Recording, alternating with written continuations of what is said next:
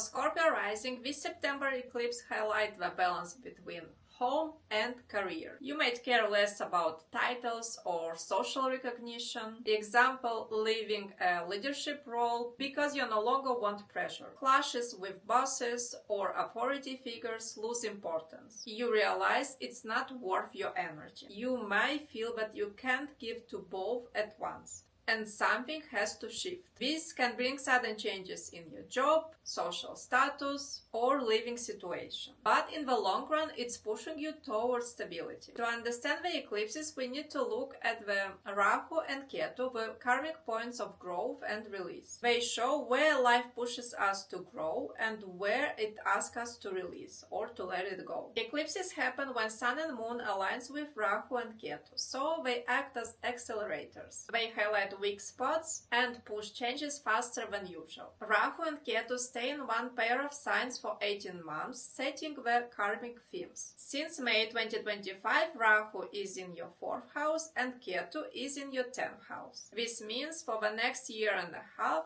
home versus career is your main karmic lesson. The eclipses itself don't create issues. They just bring to the surface what you cannot longer ignore. What this means for Scorpio Rising. Rahu is in your 4th house, the house of growth and ambitions. You may suddenly realize that your house or home doesn't fit you anymore. Renovations or redecorations or moving may come up. More attention goes to your family or to your mother. For example, your mother's health may need attention, or you may feel pulled to be more present at home. You may crave peace, but also you feel restless, like your comfort depends on making big changes. Real estate, land, or rental properties might suddenly shift. Old insecurities surface, forcing you to build stronger self-worth. Ketu is in the 10th house. This is the area of your life where you have to let go and detach. A job may end or a role stops being fulfilling. You might quit something you once worked hard for. Past awards or success may feel empty. You see, they don't define you anymore. And if career consumed you, this eclipse redirects your focus towards your inner life. Eclipses don't happen all at once. The eclipse corridor, or the 2 weeks between the lunar and solar eclipse, are considered to be the most unstable. During this time, you may notice a sudden resignation, layoff, or a boss leaving.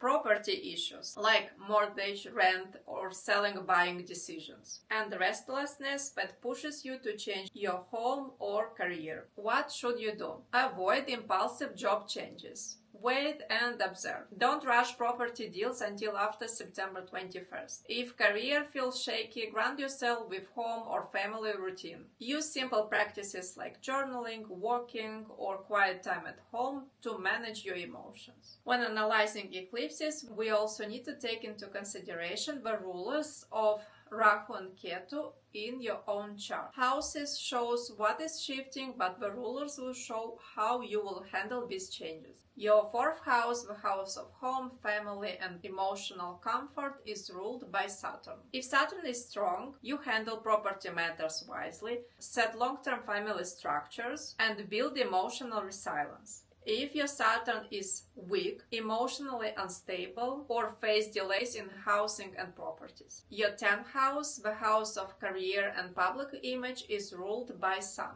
If your Sun is strong, you can step back from outdated roles without losing dignity or confidence. If your Sun is weak, you might feel invisible, clash with bosses, or feel your reputation dip before you rebuild. Eclipses don't happen in a vacuum. Saturn and Jupiter sets the larger backdrop. Saturn is in Pisces, in your 5th house since April 2025. This adds responsibility around children, projects, or education. For example, you may reduce your working hours to focus more on your children or commit more seriously to a long-term creative plan. Jupiter is in your 8th house in Gemini since May 2025. Growths and opportunities come through shared resources, investment, or healing wounds. For example, financial support from your partner or family inheritance helps you make changes in your home life. Together, Saturn provides structure through responsibility, and Jupiter provides resources and healing for transformations. So, what are the real practical life scenarios for these eclipses? You quit your high-pressure job and focus on building a home-based business. Or your company restructures and you choose to work closer to your family or from home. You might sell your house after realizing your career no longer makes sense. A job ends and you take care of your mother. You realize that career drained you and you put more energy into emotional peace. How to handle this eclipse season?